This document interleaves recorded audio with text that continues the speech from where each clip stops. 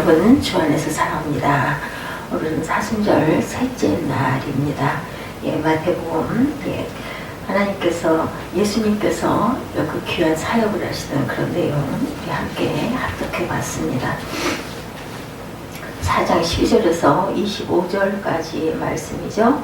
천국 복음을 전파하시나 회개하라, 천국이 가까웠느니라, 제자로 어부들을 부르시는 이야기, 또 그리고 천국 복음을 전파하시는 그런 이야기가 나와 있습니다. 각종 질병자들을 고치시는 그러한 이야기, 온 수리아에 소문이 퍼지죠. 사람들이 모든 일을 앓는 자, 각종 병에 걸려 고통당하는 자, 귀신 들린 자, 간질하는 자, 중풍병자들을 주님께서 고쳐주십니다. 그래서 이제 회개하고 주님 품으로 돌아와라, 하나님의 나라로 들어와라 하고 예수님께서 사역을 하시는 그런 모습을 저희들 오늘 함께 읽었습니다. 오늘은 에스겔 29장 1절에서 21절 갈대 지팡이에 대한 내용이 나와 있는 29장을 함께 묵상하는 시간 갖도록 합니다. 1절부터 21절까지 우리 합독했죠. 열째 해, 열째 달, 12째 날에, 열째 해, 열째 달, 10년 10월 12일 날에 여호와의 말씀이 내게 임하여 이르시되 인자야, 너는 애국의 바로 왕과 온 애국의 얼굴을 향하여 예언하라, 이렇게 말씀하시는 부분이 나타납니다. 갈대는 참 연약한 풀이기도 하죠. 그런데 너무 연약해서 여자의 마음을 갈대 비유를 하기도 합니다. 여자의 마음은 아주 잘 흔들린다고 갈대라고 이렇게 얘기를 하죠. 약해서 흔들린다고. 조그만한 바람이 불어도 갈대는 휘청거리고 이렇게 휩니다. 그렇기 때문에 연약해서, 그리고 잘 흔들려서 갈대를 여인의 마음에 비유하죠. 그런데 이러한 갈대를 하나님은 강력한 애굽에 비유하시죠. 그때 애굽을 갈대 지팡이다, 이렇게 말씀을 하십니다. 너는 말하여 이르기를 주 야훼께서 이같이 말씀하시되 애굽의 바로 왕이여 내가 너를 대속하느라, 너는 자기의 강들 가운데 누운 큰 악어라고도 말씀을 합니다. 스스로 이르기를 나의 이 강은 내 것이라고 내가 나를 위하여 만들었다 하는도다. 내가 갈고리로 내 아가미를 꿰고 너의 강의 고기가 내 비늘에 붙게 하고 내 비늘에 붙은 강의 모든 고기와 함께 너를 너의 강들 가운데 끌어내고, 이렇게 말씀을 하죠.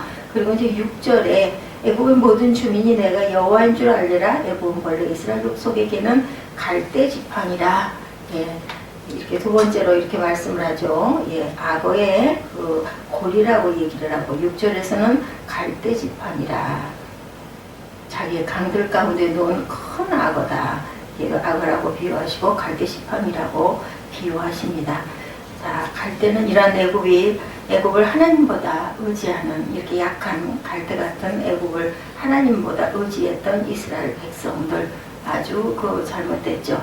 오늘날 우리들의 모습은 아닐까. 물질에, 또한 명예에, 이렇게 아니면 자녀에 이렇게 미혹되는 그런 모습을 우리가 봅니다. 예수보다 세상을 더 의지하고 인간을 더 의지하는 우리들의 모습은 아닐까.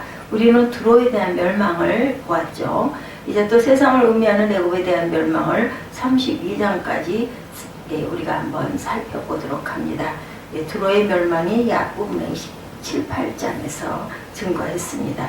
두로와 애굽은 세상을 예부여하는 상징적인 나라들을 의미한다는 것을 우리가 알아야 되겠습니다. 다시 말해서 아무리 화려하다 할지라도, 아무리 강력한 군력을 가지고 있다 할지라도 세상 세력은 반드시 멸망한다는 사실을 우리가 알아야 되겠다. 두로의 멸망을 보면서 세상 건 너무 의지하지 말고 살자고 수없이 우리가 다짐을 합니다. 이제 또 애굽의 멸망을 보면서 반복적으로 거듭되는 세상을 의지하지 말고 오직 예수만 의지하고 살자는 말씀을 수없이 듣게 될 것이죠. 두로의 멸망, 애굽의 멸망, 차례로 멸망하는 나라들에 대해서 하나님께서는 엄중한 심판을 하시죠. 우리가 이렇게 예수만 의지하며 살아가는 지혜로운 하나님의 귀한 자녀들, 하나님의 기쁨이 되는 그런 자녀들이 되시길 주님의 이름으로 축원합니다. 첫 번째 내가 너를 대적하느라 29장 1절에서 7절까지 말씀을 하죠.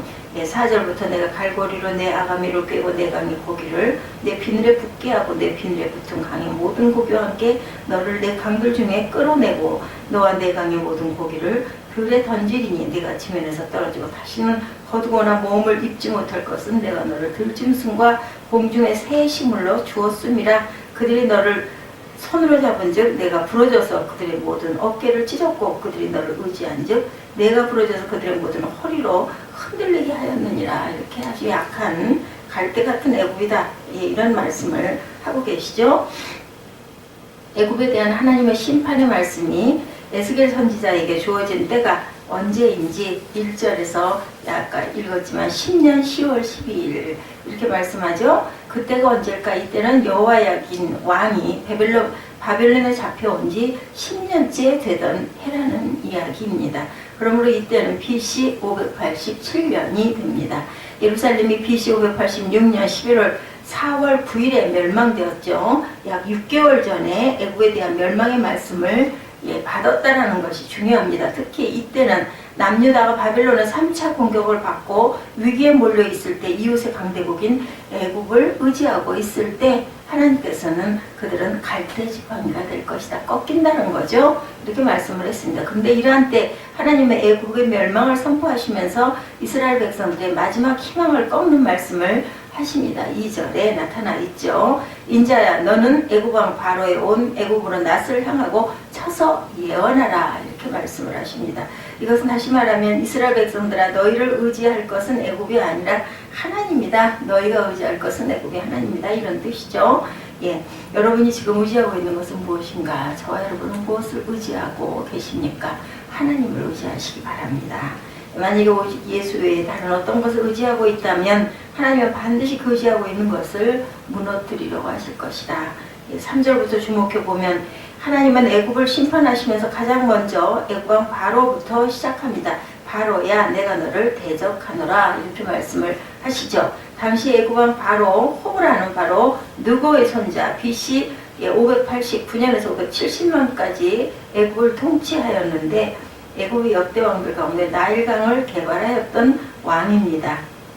오랜 기간은 아니네요. 19년 정도 왕으로 있으면서 나일강을 개발했습니다. 이러한 탁월한 업적으로 인해 호브라는 자신이 곧 나일강의 주인이고 스스로가 나일강을 창조자라고까지 이야기를 합니다.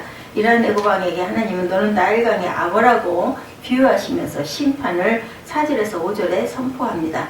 4절에 보면 하나님은 악어 아가미를 갈고리에 꿰어 강 밖으로 끌어내듯이 애굽 왕을 왕의 자리에서 끌어내리겠다 이렇게 말씀을 하시죠. 또한 악어에 붙어있는 고기들도 함께 끌어올리겠다고 하십니다.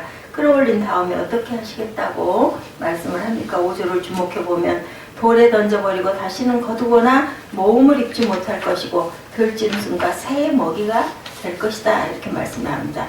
애굽 왕이 이러한 마지막의 모습은 세상을 의지하고 살아가면서 이렇게 생을 마치게 될 것이라는 사실을 말씀하시는 것인데 6절을 보면 애굽이 갈대 지팡이 같다라고 말씀하죠.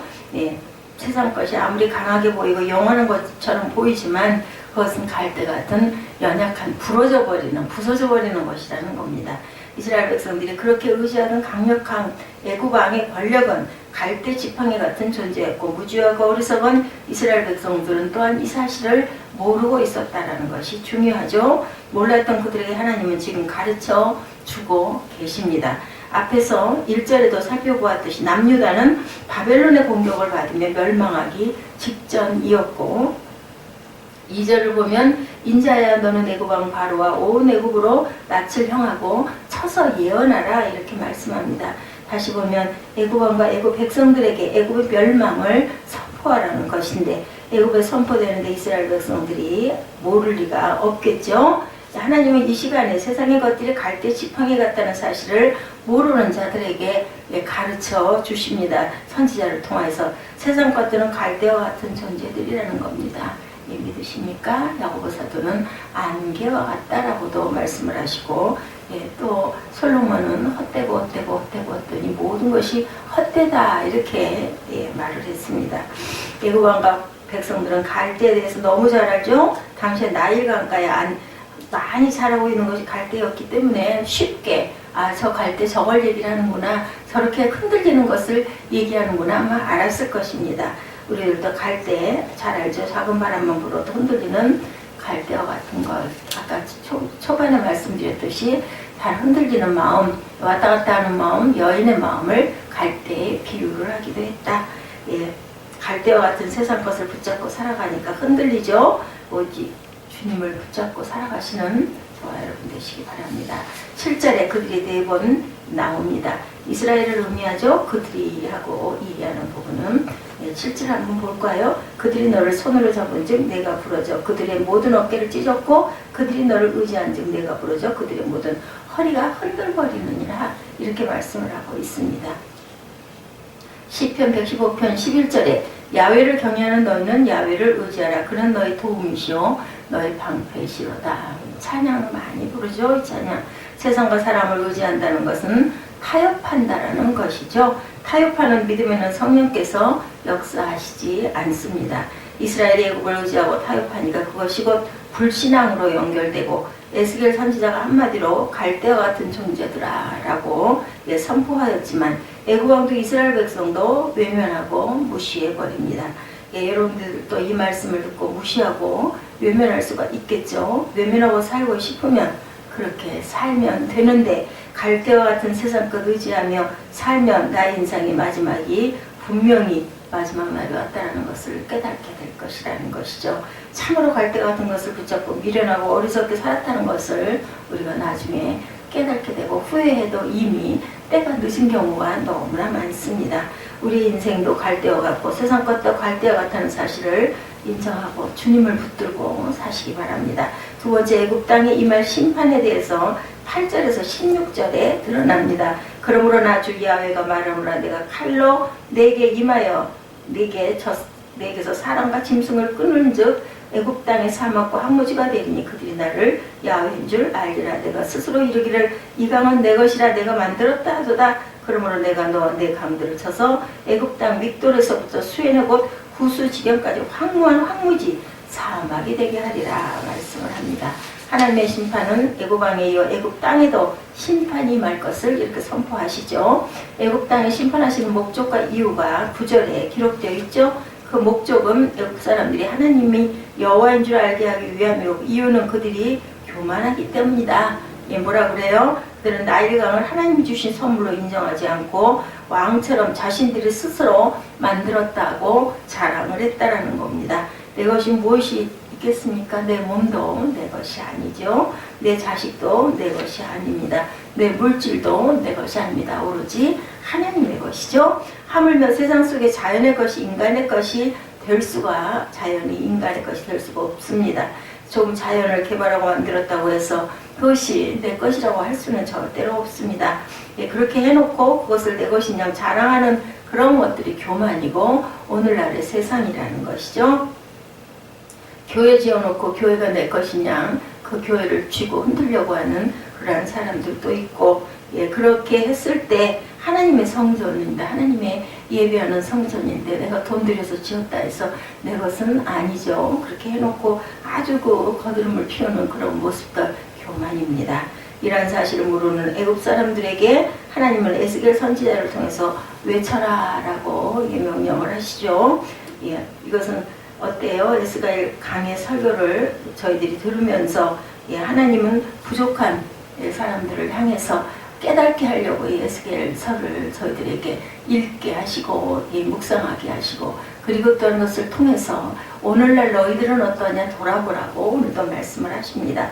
내가 마음대로 숨쉬고 있다고 내 몸을 마음대로 할 수가 없죠. 내 생명이 언제 끊어질지 우리는 아무도 모른다는 것. 진실로 무소유의 비밀을 깨닫는 그러한 신앙의 최고의 정성에 서 있는 그러한 저희들이 되어야 하겠습니다. 그런 사람만이 오직 예수 신앙을 가지고 살아갈 수가 있다. 10절에서 12절까지를 보면 하나님의 가르침에 깨닫지 못하면 어떻게 된다는 것을 구체적으로 말씀합니다. 10절에 보면 하나님의 심판이 애굽 전체에 임하게 될 것을 선포하죠. 믹돌에서부터 수에네 구스지경까지라고 했는데, 믹돌은 애굽의 북동쪽 국경 지역이고 구스지경은 보스시경은 에디오피아의 국경 지역에 있는 애굽의 최남단 성읍의 수에네입니다. 그러므로 하나님의 심판은 애굽 전역에 임할 것이라는 뜻입니다. 또한 11에서 12절에 보면 사람도 짐승도 거하지 않는 황무지가 되어서 40년 동안 애굽 백성들은 멸망으로 떠져 살게 될 것이다, 이렇게 말씀을 하죠. 역사적으로 애굽은 예루살렘이 멸망받은 후 BC 572년에 바벨론의 공격을 받아서 멸망하고 그것도 BC 539년 바사 고레스 왕의 공격을 받아서 멸망으로 흩어져 살게 됩니다. 40년의 세월이 의미하는 것은 어떤 역사적 기간보다 애굽은 고난의 세월을 보내게 될 것을 의미한다. 40이라는 숫자가 굉장히 의미가 있죠. 광야 40년, 또한 40일 금식 예수 그리스도가 그러시죠. 그리고 또한 여기에서 40년의 세월이 흐르는 그러한 모습이 나타나죠. 애굽은 예루살렘이 멸망받은 후 BC 572년에 바벨론의 공격을 받아 멸망받고 그것도 BC 539년에 바사 고레스 왕의 공격을 받아 멸망으로 흩어져 살게 되는 그 기간이 40년의 세월, 고난의 세월, 그리고 또한 방황하는 그러한 시기를 뜻하고 있습니다. 나에게 어떤 고난이 올 때 우리가 조심스럽게 살펴봐야 되겠죠. 애굽에 임하는 고난은 분명한 죄의 대가를 받는 고난이었고 우리에게도 죄 때문에 찾아오는 고난이 있다는 것도 깨달아 알아야 되겠다. 죄로 인한 고난임에도 모르고 살아간다면 애굽처럼 심판을 받게 되겠죠. 그러나 고난을 보고 내 죄를 회개한다면 고난 속에서 하나님의 은혜가 임하기 때문에 고난이 고난처럼 느껴지지 않고 지나갈 수가 있다는 것 또한 우리가 알아야 합니다. 또한 죄가 없음에도 찾아오는 고난도 있습니다. 신기한 것은 죄로 인한 고난이 아닐 경우 그 고난이 힘들지 않고 오히려 고난으로 인해서 신앙이 자라게 되죠. 또한 하나님을 향한 열정이 더 커지는 그러한 경우가 옵니다. 그래서 감사와 기쁨으로 승화가 됩니다. 13절에 하나님은 애굽이 40년 고난이 지난 후 회복시켜 줄 것이라고 말씀을 하죠. 그러나 애굽은 회복되지만 미약한 나라가 될 것이라고 말씀합니다. 15절에 다시는 열국을 다스리지 못하게 할 것이다. 하나님 말씀대로 애굽은 이후로 다시는 국제사회에서 중요한 나라가 되지 못합니다. 정말 하나님의 섭리는 아주 기가 막히다라는 것을 우리가 깨달아 알아야 되겠다. 16절에도 애굽은 다시는 이스라엘의 의지가 되지 못할 것이라고 말씀처럼 이후로 다시는 이스라엘은 애굽을 의지하지 않습니다. 16절 말씀대로 오늘날 성도들이 다시는 세상을 의지하지 않는 저와 여러분이 되었으면 참으로 좋겠습니다. 왜 이런 말씀을 성경에 기록해서 우리에게 들려주고 있는지도 또한 우리가 깨달아야 되겠죠.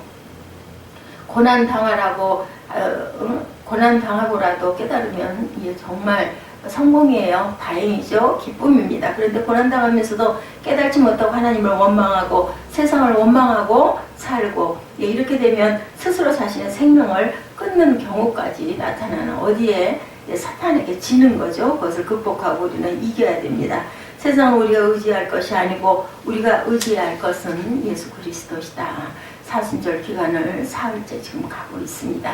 하루하루 주님의 고난에 동참하시고 마음으로 하나님께 더욱더 가까이 가는 저와 여러분들이 되시기를 주님의 이름으로 축복합니다. 자, 그 어떤 고난 속에도 오직 예수만 의지하는 저와 여러분들이 되셔야 되겠죠. 시편 25편 2절에 나의 하나님이여 내가 주께 의지하여 싸우니 나로 부끄럽지 않게 하시고 나의 원수로 나를 이기어 개가를 부리지 못하게 하소서. 이렇게 고백합니다. 날마다 세상과 사람 바라보지 말고 오직 예수만 바라보고 의지하고 살아가는 지혜로운 저와 여러분 되시기를 예수 그리스도의 이름으로 축복합니다.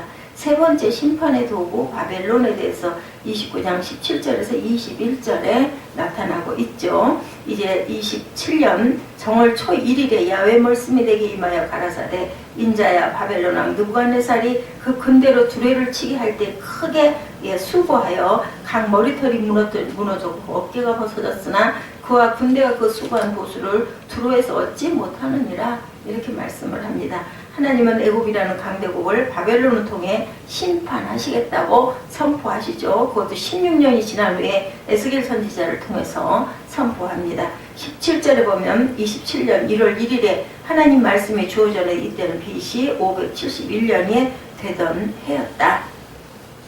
다시 말하면 에스겔 선지자가 BC 587년에 애굽의 멸망을 선포한 후 16년이 지난 후에 바벨론에게 너희도 이제 멸망할 것이다 이렇게 말씀하셨던 거죠. 그러므로 애굽은 하나님의 말씀을 듣고 16년 동안 생각하고 회개할 수 있는 기회가 있었다. 그런데도 불구하고 회개하지도 또한 돌이키려고 하지도 않았다라는 것이 중요합니다.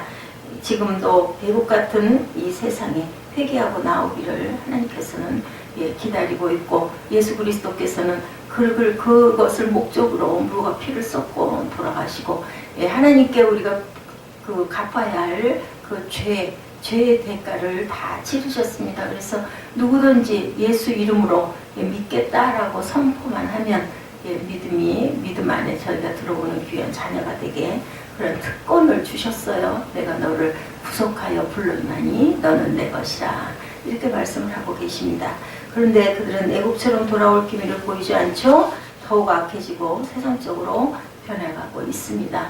우리 주변에는 그런 이웃이 없는지 우리가 부르고 또한 전하고 증거할 때를 얻든지 못 얻든지 하나님의 나라를 우리가 선포하는 에스겔과 같은 많은 그러한 그 하나님의 부름을 받은 사명자들이 요즘에는 뭐 평신도 사역도 얼마나 활발하게 잘하고들 계신지 모릅니다. 18, 19절에 바벨론을 통해 애굽을 어떻게 초토화시키는지 나타나 있죠. 바벨론은 BC 585년부터 572년까지 두로를 13년 동안 공격 끝에 멸망을 시킵니다. 두로를 힘겹게 멸망시켰지만 바벨론 군대는 머리털이 무지러졌고 어깨가 벗겨졌도다 이렇게 말씀을 합니다. 이것은 곧 오랫동안 투구를 쓰고 전쟁을 함으로 머리털이 빠지고 또한 육지에서 떨어진 그 성 도시를 공격하기 위해서 큰 돌과 나무를 내어 나르느라 어깨 살갗이 벗겨졌다는 거죠. 바빌론은 두로와의 전쟁에서 쏟은 시간과 경비를 보상받지 못합니다. 두로에서 많은 손실을 본 바벨론은 두로를 멸망시키고 곧 바로 애굽을 또한 공격을 하죠. 19절에 내가 애굽 땅을 바벨론 왕 느부갓네살에게 붙이리니 보수와 수고라는 글에 우리가 한번 주목을 해보십시다. 19절 끝에 이것이 그 군대의 보수가 되리라 이렇게 나타나고 있죠. 당시에 바벨론이 각 나라들을 멸망시키고 중동의 패권을 손에 쥐게 된 것은 하나님의 섭리고 하나님의 도구로 사용되어서입니다.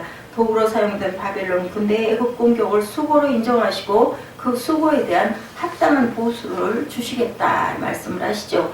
보수는 어떤 일을 하고 대가를 받는 것을 의미하고 우리가 어떤 일을 하고 대가를 받는 것은 당연한데 하나님의 일을 하는 자들은 대가를 먼저 바라보고 일을 해서는 안 되겠죠. 고린도전서 9장 9절에 모세의 율법에 곡식을 밟아 떠는 소에게 망을 씌우지 말라 기록하였으니 하나님께서 어찌 소들을 위하여 염려하시느냐.